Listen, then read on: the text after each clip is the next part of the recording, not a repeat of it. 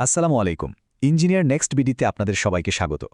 আজকে আমরা শহীদ রাষ্ট্রপতি জিয়াউর রহমান সম্পর্কিত ২৫টা খুবই গুরুত্বপূর্ণ তথ্য নিয়ে আলোচনা করব।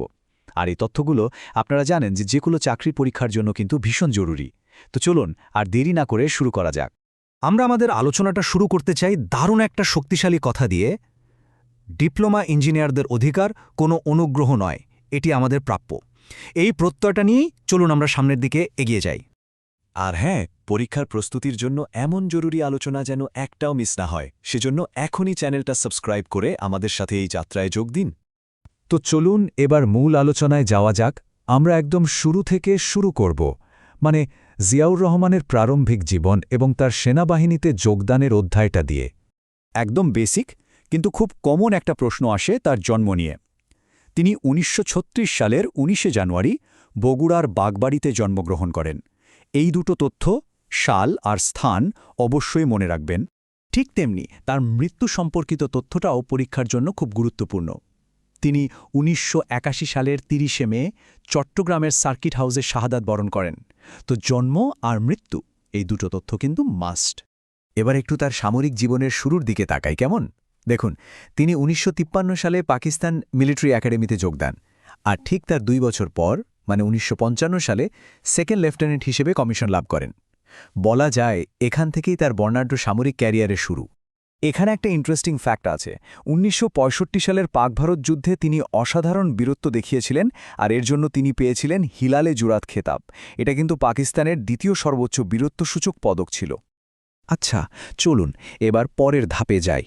দেখব কিভাবে একজন সামরিক কর্মকর্তা থেকে তিনি বাংলাদেশের ইতিহাসের এক অবিচ্ছেদ্য অংশে পরিণত হলেন।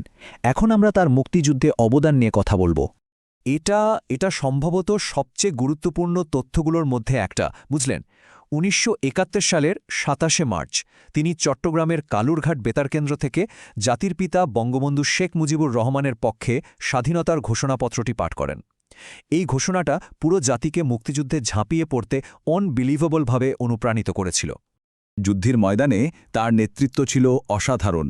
প্রথমে তিনি ১ নং সেক্টরের কমান্ডার হিসেবে দায়িত্ব পালন করেন, আর পরে তার নামের প্রথম অক্ষর জেড দিয়ে গঠিত হয় জেড ফোর্স, আর তিনি হন সেই ফোর্সের অধিনায়ক। এই দুটো ভূমিকা থেকে কিন্তু পরীক্ষায় প্রায় প্রশ্ন আসে।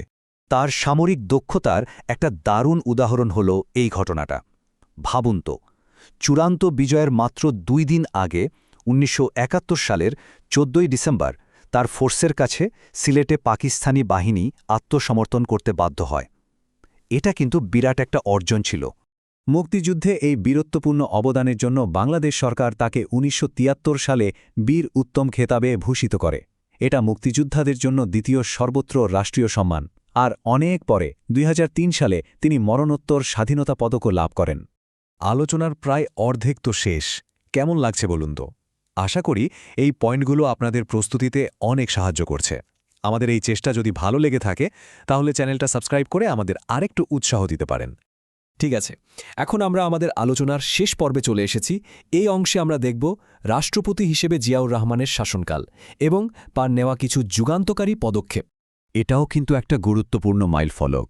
তিনি ছিলেন বাংলাদেশের প্রথম রাষ্ট্রপতি যিনি সরাসরি জনগণের ভোটে নির্বাচিত হয়েছিলেন। আর এই ঐতিহাসিক ঘটনাটা ঘটেছিল ১৯৭৮ সালে। রাষ্ট্রপতি হিসেবে তিনি দুটো বড় ধরনের সংস্কারের উদ্যোগ নেন।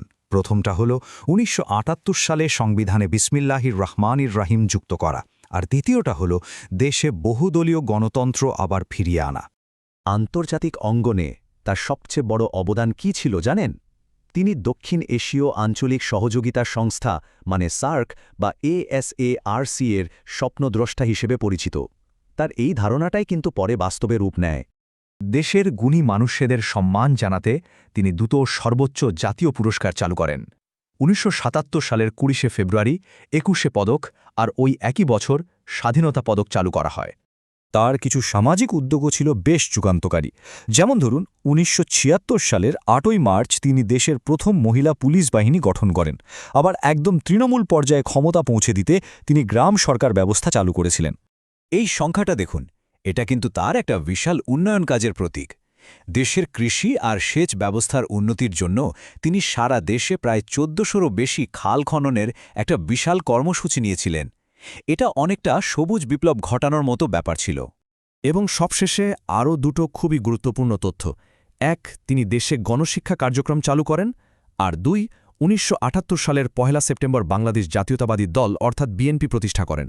তাহলে পুরো আলোচনার সারমর্ম কি, পরীক্ষার জন্য কোন পয়েন্টগুলো একদম ভুললে চলবে না, চলুন এক নজরে দেখে নেই। তিনি স্বাধীনতার ঘোষণাপত্র পাঠক, বহুদলীয় গণতন্ত্রের প্রবর্তক, সার্কের স্বপ্নদ্রষ্টা এবং বিএনপির প্রতিষ্ঠাতা। এই ৪টা পরিচয় সবচেয়ে ভালো করে মনে রাখতে হবে। তো আমাদের এই আলোচনা যদি আপনার প্রস্তুতিতে একটুও সাহায্য করে থাকে, তাহলে অবশ্যই একটা লাইক দিয়ে আমাদের উৎসাহিত করবেন, চ্যানেলটা সাবস্ক্রাইব করে রাখুন, আর আপনার যেসব বন্ধুরা পরীক্ষার প্রস্তুতি নিচ্ছে তাদের সাথেও শেয়ার করতে পারেন। ও হ্যাঁ, প্রস্তুতির জন্য কিছু জরুরি বইয়ের তালিকা কিন্তু আমরা প্রথম কমেন্টের লিঙ্ক সহ দিয়ে দিয়েছি, ওটা দেখতে ভুলবেন না। আজকের মতো এখানেই শেষ করছি। আশা করি এই তথ্যগুলো আপনাদের লক্ষ্যে পৌঁছাতে অনেক সাহায্য করবে। সবার জন্য অনেক অনেক শুভকামনা। আসসালামু আলাইকুম।